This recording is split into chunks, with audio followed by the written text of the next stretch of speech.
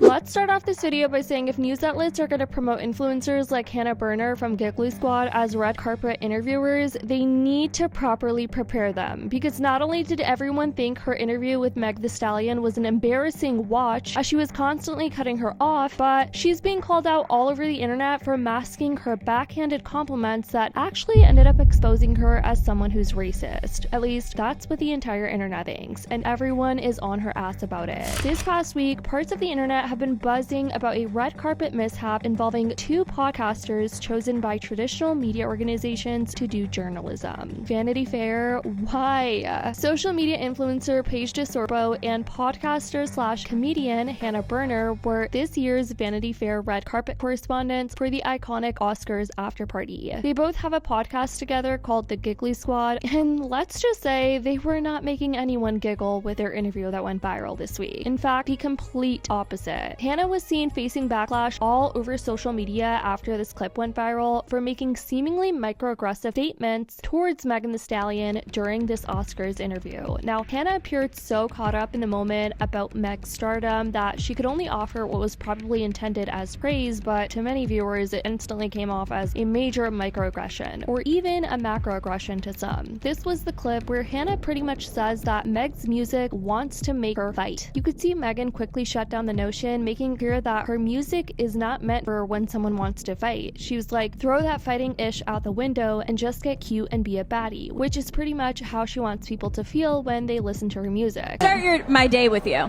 Only you. Oh my god, wait, I'm gonna cry. No, don't cry. No, We're I'm live. crying. No, you're live stream. No, I know. No, your music has literally Changed made our me life. when I want to fight someone, I listen to your music. Tearing up? No, Because you want to throw that fighting shit out the window and you want to get... Megan once again tried to steer the conversation, seemingly trying to correct Hannah, saying, body yada, I look amazing, I look so great, embracing body positivity, not fighting. Like, read the room, Hannah. cute and be a bad bitch. When people are talking shit, I go, turn on Megan Thee Body yada Stallion. yada. I look beautiful. I look so great.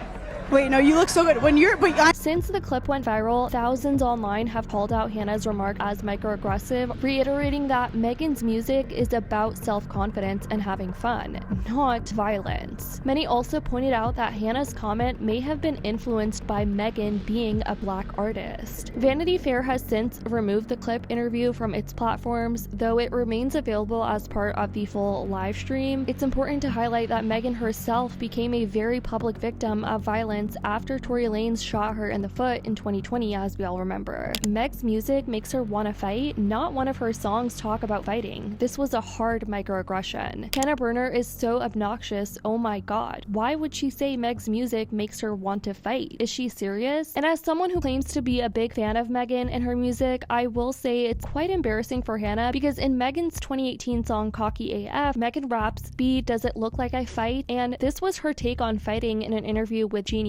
Let's just say fighting is not on Megan's radar and is not something to be hyped the way Hannah was hyping it in her interview. Man, no. Oh my god. Let me tell you, fighting is so ugly. What? Look. Nails long. Girls is paying $80 to get their nails done. $100. Do you know nails just go up? Them crystals and shit.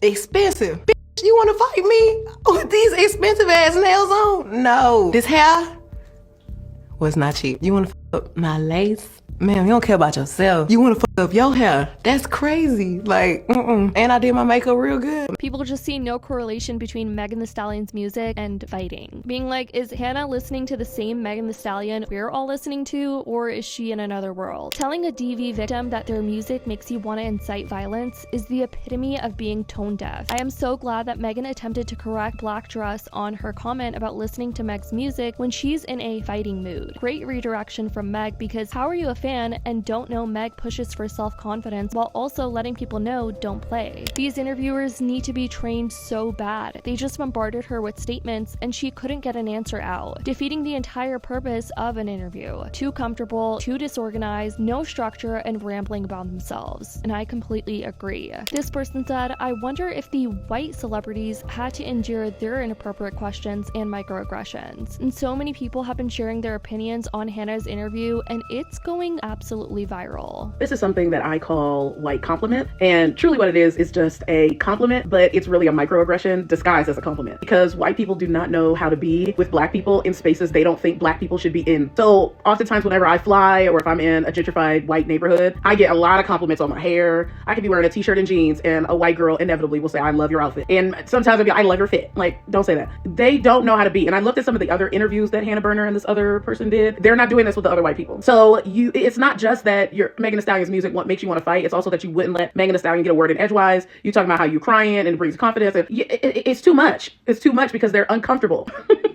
You're uncomfortable being in the presence of a black person, especially a black femme. So you mask it with compliments and it's horrible. It's just microaggressions. This also started a broader conversation about whether people like Hannah Berner and honestly social media influencers, podcasters in general, who have no journalism credentials, whether they should even be allowed to interview others at prestigious events like the Grammys to begin with. There's a video going viral right now of these two white influencers interviewing Megan Thee Stallion at the Vanity Fair Oscars after party, which is like a very prestigious, very A-list party, and they obviously disrespected her and made her feel weird. And I want to offer my perspective as an influencer who has done carpet interviews and seeks to do more, but also went to journalism school and did broadcast training. I think it's great that influencers get to be correspondents at these huge events, and I think that some influencers are excellent at it. But one thing I've noticed about white creators in particular, and white creators don't take this as a dig, okay, I'm just being real, especially comedy creators, they lack couth and they lack the decisiveness to know, okay, this is how I should act in this room versus this is how I should act in that. I guess as black people, we learn that in code switching. I'm not saying I want influencers to lose opportunity, okay? Every opportunity I've gotten is because I'm in it. Not because I went to journalism school, not because I did broadcast training, because I picked up this phone and started recording. My career is so different because I built a following on TikTok. However,